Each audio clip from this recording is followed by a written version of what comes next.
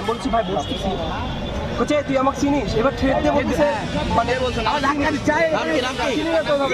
বঙ্গজলের maybe নাম রাতুল, ছাত্রলীগ করতো। আন্দোলন ছিল, আর সবাই যারা ছিল, আর সবাই যারা এক মিনিট সাথে যারা ছিল ভাইয়ারা পরিচিত আমার, আমাকে বললো বস, আমি বলছি আচ্ছা ভাই বসবো। তখনই দেখি ওর সাথে সবাই আসলো, এসে মানে